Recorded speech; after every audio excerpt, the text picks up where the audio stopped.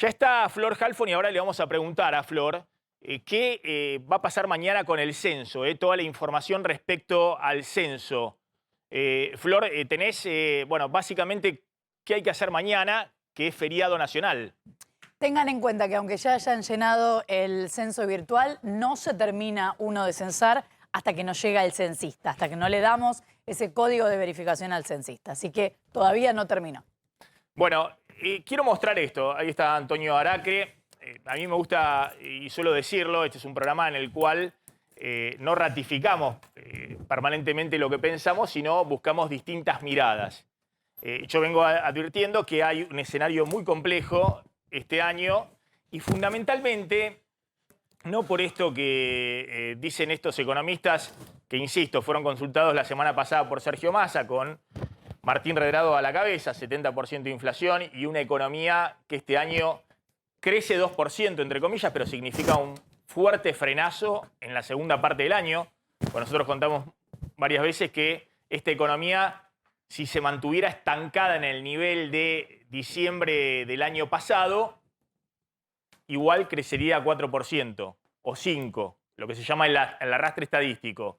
Cuando algunos economistas como Redrado dicen que este año punta a punta la economía va a crecer solo 2%, están previendo una recesión, una caída del nivel de actividad en la segunda parte del año. Y mucho más Martín Rapetti, que está diciendo que solo se va a crecer este año 1%. Es decir, están previendo que la inflación va a terminar de matar la recuperación económica. Y la discusión es si pueden convivir una recuperación económica con estos niveles de inflación. La otra discusión, y avancemos por favor con las placas, es que están en riesgo, atención, el acuerdo con el fondo, es decir, las metas del acuerdo con el fondo. Por eso empieza a moverse el banco de economistas, Cristina apuntándole directamente a Guzmán, Massa en silencio respecto del ministro de Economía, se ha mostrado institucionalmente mucho más responsable Sergio Massa, pero convocando a economistas para saber distintas opiniones de cómo está funcionando en este momento la economía y qué está haciendo el ministro de Economía, Martín Guzmán.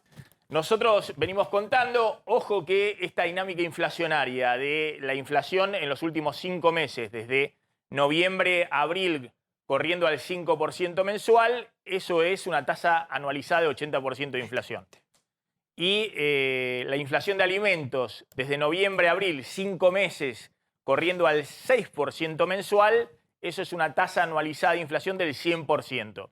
Es cierto que hubo a partir de marzo el shock externo de alimentos y de energía de Ucrania, pero ojo que esta economía viene con una dinámica muy compleja.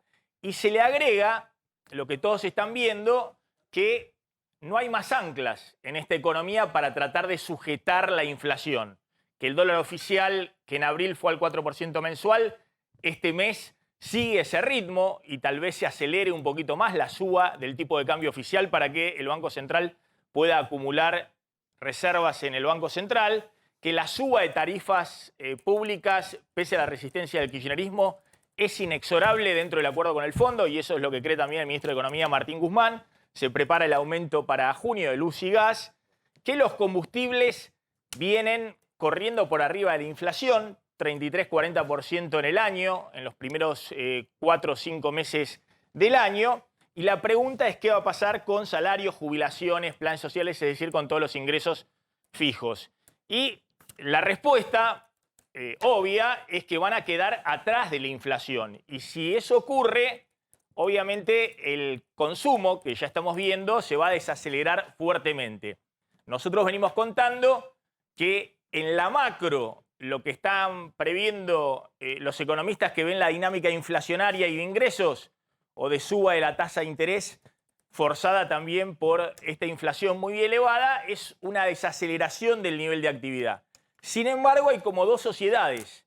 Hay una sociedad que está ajustando en todo, que está cayendo el consumo de carne, el consumo de lácteos, el consumo de pollo, de huevo, y se está volcando a harinas, fideos, a los alimentos más básicos en esa sustitución. pese a que ahí también aumentaron fuerte los precios.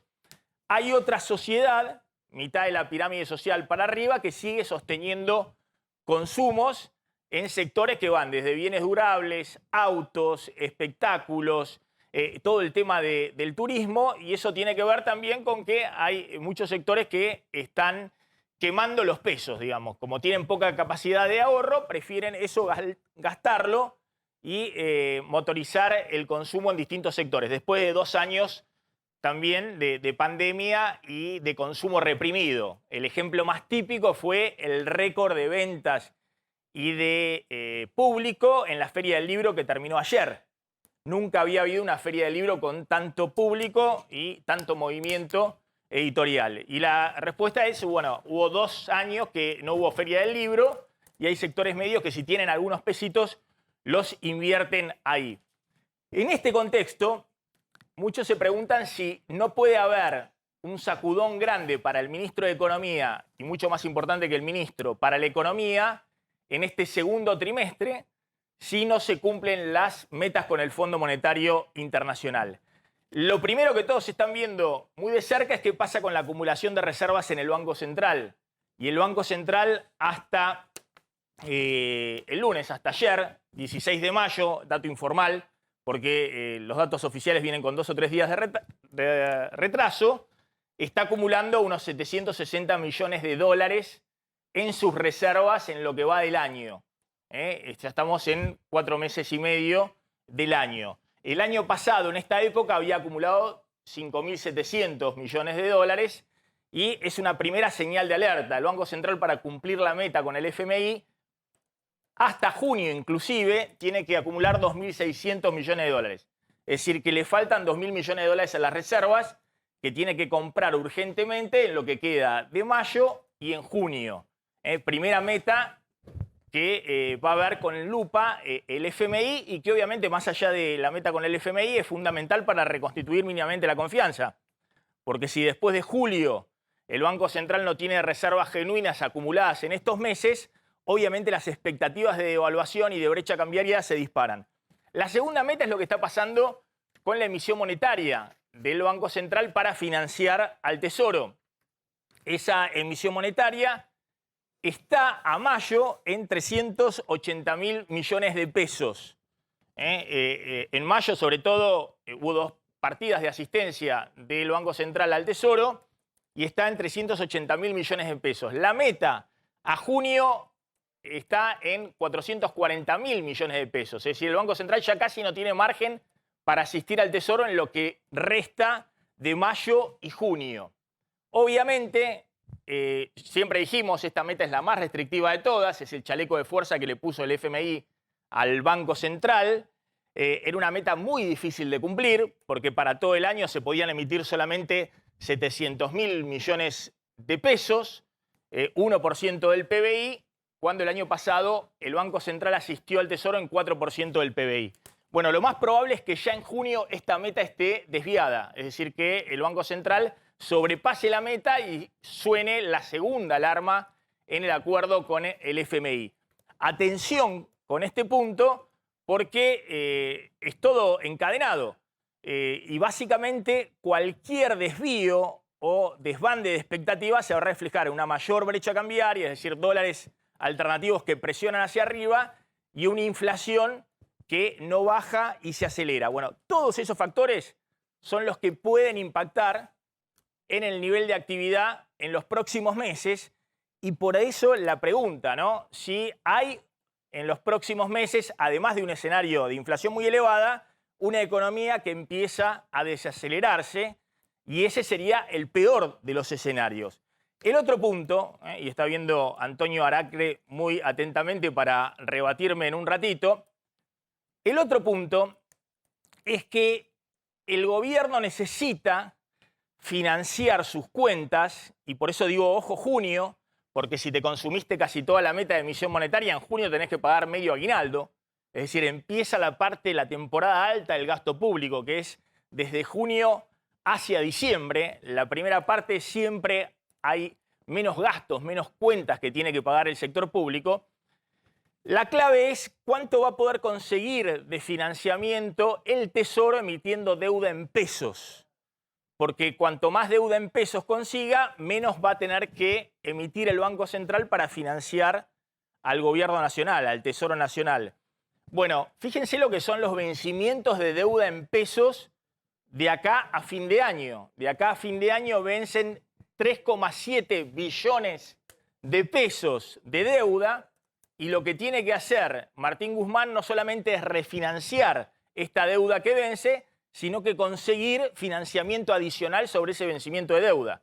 Si no lo logra, todo esto va a la brecha cambiaria, dispara los dólares alternativos y acelera todavía más la inflación.